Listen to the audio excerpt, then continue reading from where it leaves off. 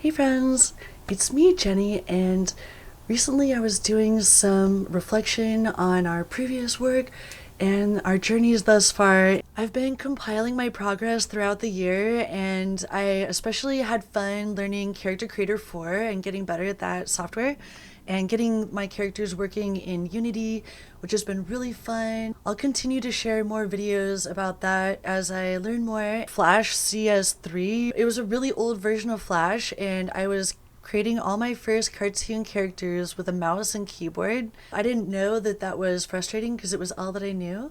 So I was just super glad to be learning Flash. The mouse was super annoying as it turned out, and I'm really glad that we invested in an XP pen a few years ago, and I made a first impressions video back then. Forget how big it is, but I'll link it in the comments. It's a drawing pad that uses this pen. It's a digital drawing pad that has a stand built into it, and you plug it into the HDMI, but there's other versions. Some of them are handheld and don't require being plugged into a computer and stuff. So if you don't already have an awesome drawing pad and you want to get into drawing, I definitely recommend the XP pen as an affordable option. The alternative, which I had been dreaming about, the Cintiq, was about as much as a car. In comparison to the XP pen, I decided that this was the much better option because at the time especially I wasn't able to afford a Cintiq, but hey, if I had a Cintiq I would definitely try it out and use it. I hear that it was the industry standard, the Cintiq, so I always thought, oh, I should get that. I remember Ross Draws had this gigantic, I'm pretty positive it was a Cintiq. It was also his channel that told us about the XP pen originally, so shout out to Ross Draws, he's got an awesome art channel. I was looking at my older YouTube videos, walking down memory lane. I saw the ones where I was showing off my earliest cartoon characters. I was so inspired to make, I thought maybe a South Park inspired cartoon. I figured, well, we came this far, I figured out the vector art with my mouse, and I got a few characters. Then I thought, well, I might as well try to make a game out of this. It was my first introduction to ActionScript. That was right before I dove into Unity 3D. Been in Unity ever since, but 10 years ago, I was talking about my very first Flash games. I thought that it was hilarious because I found this one video that I had titled How to Make an Indie Game from Scratch, and it was like my first things in Flash.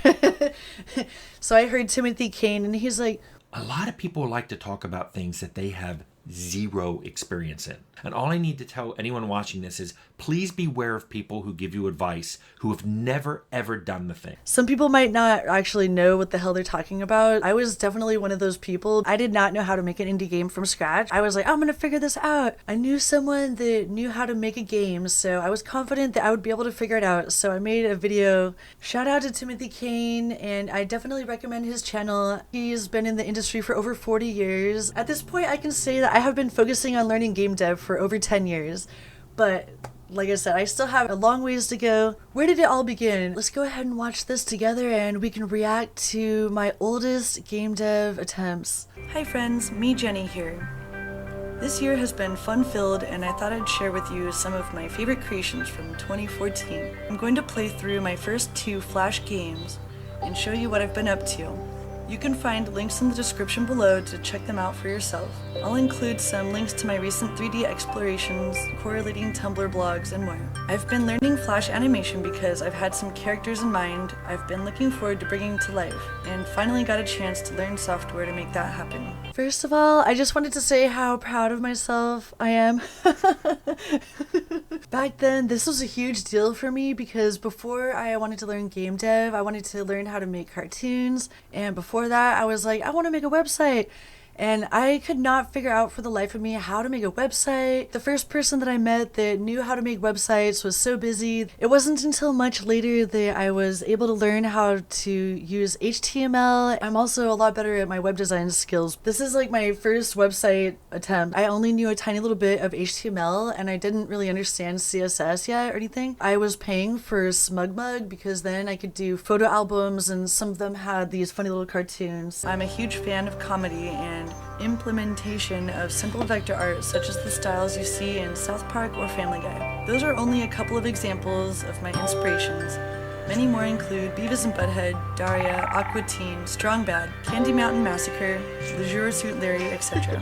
When I started my first Flash game, Jenni Styles, my priority was to understand enough about coding to ensure basic functionality. I was using ActionScript 2 to start off and am now getting more into ActionScript 3 and HTML5. AlterCat is my second Flash game attempt. It's a lot like the first one, but this one was released in October 2014 in time for Halloween. You can kind of get the idea of the dress-up concept, and I still love dress-up games to this day. So this is where it all began. I was like, oh my god, this is how to make buttons and how to swap clothing and hair and makeup on a character.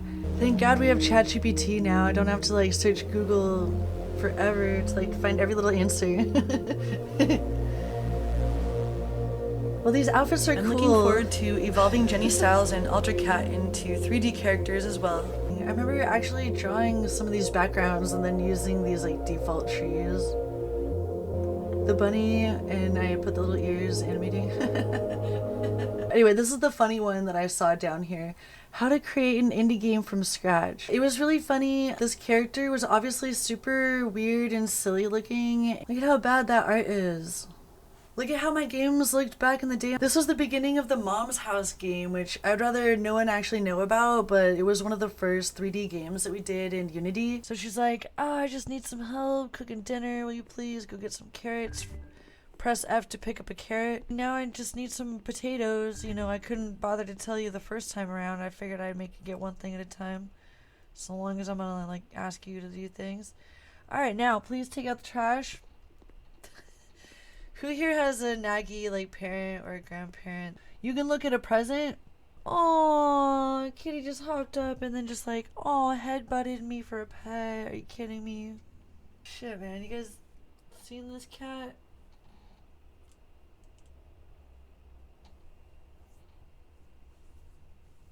We wound up making this house originally here in Flash, but then later we made it in 3D. At that period in time, I was obsessed with making everything from scratch. But then later I discovered Synty assets in the Unity asset store. I was actually on Google Hangout doing this.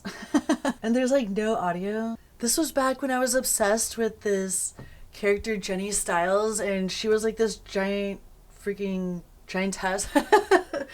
She was like walking through the town and crushing the buildings, and then like there's all these fun little adventures that she went on. I rediscovered this unlisted playlist that I had been compiling these old school videos of mine. Most of these are like 8 years or 10 or 11 years old. I was making these Flash dress-up games, and then the plan was to make an adventure game out of this character Jenni Styles and her sister AlterCat. Basically, I got so obsessed with the dress-up part of the game that that's all it became, was just a dress-up game. Actually, 2 dress-up games. So there's Jenni Styles and AlterCat that came out in 2014 and 2015-ish. I still use that character for a couple different things, like this Phobia collab animation submission, this like other little giantess concept, and then this was like part of the adventure game idea. Even though I put that concept down like 10 years ago, this last year, since I've been focusing on Character Creator 4, I've been revisiting this Jenni Styles character, and I thought, what if I make a kind of toony, like anime toony character based off of that Jenni Styles character, because she had this giant head and this little body, and sometimes she's like crushing buildings, and she's pretty cool. I wanted to take a minute to tell you about how much I love Character Creator, and in 2024 I made a point to create a handful of awesome, unique characters. There's a couple different ways to use a reference image to slap onto a 3D model and then sculpt the face and customize the looks to resemble that photo. One time I used this one app called In 3D, and basically you use your iPhone. It's really fun to make custom characters. I hope to make a 3D avatar that kind of like really resonates with like me or whatever the hell. Whoever I am that day, I guess. I made at least 15 different unique characters this last year. So I updated my art station. I've got some examples of my characters on there. So if anyone has a budget and wants some custom characters, just hit me up. Character Creator 4 is super fun, and Headshot 2 is also fun. I definitely took the stylizing to the next level here, I think, with the Jenni Styles character. You can compare and see for yourself the Jenni Styles character from 10 years ago versus the one that we just did the other day. And so Jenni Styles is officially 10 years old now. Woohoo! And she's all grown up, and we made her customized in Character Creator 4. I think that she's awesome. There's this thing called Skin Gen in Character Creator 4. You can get really refined on the eyes and the hair and the skin, and the makeup, and all these super fun things. The character creation tools in here are like a dream come true because I've always been obsessed with the character customizing in games. So yeah, this is the newest version of Jenni Styles. I don't think that I'm going to use this 3D version in a dress-up game per se, but I did want to use her and her 3 friends in a game that might be like creepy, because she's kind of got that head, it's a little bit oversized. Her head is not too oversized, you know, just enough. She's got a group of friends, so I'm working on the storyline right now, and they're gonna go through a creepy environment, and I already have some plans for HDRP and Unity, and making her look super duper awesome in Unity. There's a set of 4 characters that I made, and they all look really cute together. One's got red hair, one's got curly hair, and then the other one is kind of like a skinny goth girl style. They're a little bit like the Alter Cat character, but more like creepy. I don't want to box her in, so I'm not going to describe her too much. You can decide for yourself how she looks. One of the coolest parts about Character Creator is the fact that the hair has physics. Last night I was trying to learn how to paint a weight map to do body physics so that different parts of the body will kind of like have that secondary motion as if you're looking at a 2D or 3D animation that has a realistic jiggle to it. In all seriousness, when I have my 3D character moving around in Unity, I definitely want realistic physics on the cloth, the hair, and body parts. Hopefully we'll have boob physics next time we're in here. But we got the hair working correctly. I'll give you one more example of how awesome the facial animation is. One thing I did was I spent a lot of time trying to do facial animation. Oh my god, that was like so much effort. Then I learned about how this stuff is so much easier and it's like already built into the system. There's a few different Blender plugins that I use to experiment with the facial animation, and I used Auto Rigger Pro. That was like a full body rigger, and then I've also used Mixamo, and there's a Blender add-on for Mixamo as well for rigging. There's one other Blender add-on called Face It. One time I bought that and used it, and it was awesome too. Here in Character Creator, we can add the facial animation blend shapes, and then when we export it, it'll automatically have that data in the model in Unity. So then Unity can reference the blend shapes on the face at that point.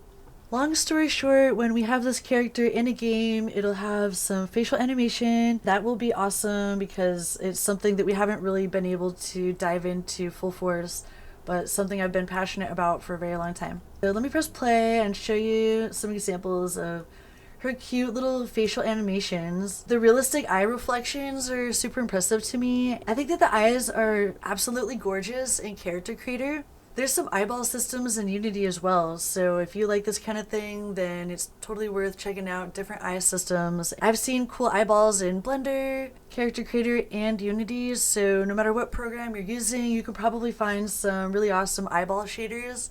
You can see the environment reflecting in the eyes, so that's something you can do in Unity as well. Make sure that your game environment is also reflecting in the eyeballs like that.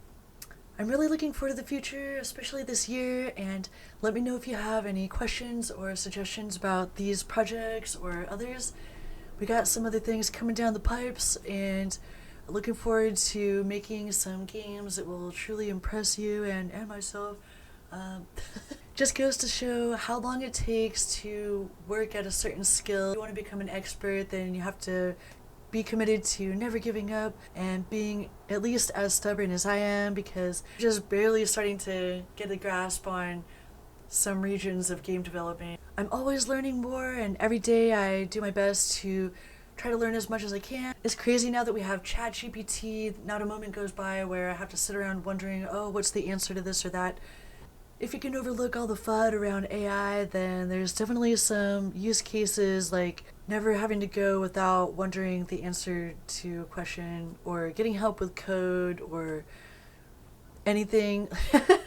There's definitely some downfalls. Like the other day I read an article about a girl who had painstakingly written an essay or something, and then it got flagged as written by AI, so her whole group got docked. But she was complaining about getting a B plus instead of an A, so I was just like, whatever. Yeah, I was always happy if I got a B in school. Coding has gotten easier. Updating my website has gotten easier. By the way, I did update my website the other day, and I hope that you like it. My partner brought it to my attention about the rainbow all the time was a little bit much, so I added the dark mode by default. So when you visit my website, it's not going to be animated rainbow gradient. You'll have black by default. I wasn't sure what to put on the front of my website before I had my Twitch video player embedded on the front of my website, but I wasn't streaming as often. So I added my current projects. It's just been some YouTube videos, so no shame in that. Alright, bam! So it's got this awesome rainbow gradient, which I obviously love, but I can see how if someone's actually trying to browse my website, then it could be a little bit much. We have this now. So the game dev page has the ArtStation, GameJolt, YouTube, TikTok, Twitch, LinkedIn. The featured playlists. We've been doing devlogs, tips and tutorials, motion games, and Purgatory Fell VR. When these are embedded in the website, it's kind of hard to tell if you don't already know about it, but like if you click on this hamburger at the top right of any one of these and it'll say playlist, then click on the hamburger and it'll unfold a playlist that you can then scroll through. Or if you click on the title, it'll open a new window with that video and the playlists and stuff. Be sure to include the resources. Sometimes I'll make little videos when I learn something new for Unity or Blender or AI, but I also compile other people's tutorials in here, some of my favorite tutorials for Unity. Whenever I find good learning resources, I'll save them in those playlists for anyone else that's learning game dev. And then if you get lost, you can go to the home page. This is how it is for now. I might add some things that look more like Linktree, which has got some really fun layouts. One of the other sections that I updated over here was the YouTube button. I've got more than one YouTube channel, but this one is featuring videos mostly from my main channel. It actually is importing the 4 newest videos from my channel. I was really proud of myself when I learned how to use PHP, and there's a way to scrape the internet, grab like this RSS feed or something, and it's kind of like using the API, but it's another method with PHP. So that was really cool. You can say how many videos you want to embed. 8 different featured playlists. The recent videos, I did that because I'll add videos from my different channels into that playlist usually. The voice acting page, I also updated this. I have a demo reel, which is one video at the top, but then there's all these other videos where my voice is in these videos at some point or another. So there's the main voice acting playlist where all the videos are included. But some of the things I got to do voice acting for were for like this one VR game. There's a Steam game, a couple of indie games. If anyone's trying to get into voice acting, the way I did it was I went over to Newgrounds and I was just doing it for free. There was a few different people on there that just wanted someone's voice for a short part in a cartoon. Sometimes those cartoons are crude, so I mean if you care about your reputation, be sure to check and see what kind of humor does this person have, what kind of videos have they made in the past, is their humor something that I can stand by in the future, or am I going to regret working with this person. My IMDb credits, I have like a handful of credits on here now finally. I've got 4 credits on here. I thought it would be really fun to get into acting for indie films because Kevin Smith and Jason Mewes are 2 of my big role models, and they do such funny acting and stuff. So this year and in the future I plan to find hopefully a comedy troupe or something that wants to do regular skits or something fun. And then there's the infamous DIY with Jenni channel, which is the most popular one. And it's almost like I'm jealous of myself because that channel is the one that's like the easiest. Here's the DIY with Jenni channel page, and this also has the newest 4 videos imported, brand collabs, and some other playlists. I don't mind this one being more popular. I just wish that my main channel was as popular. That's pretty much it, friends. I wanted to share a little highlight from my walk down memory lane.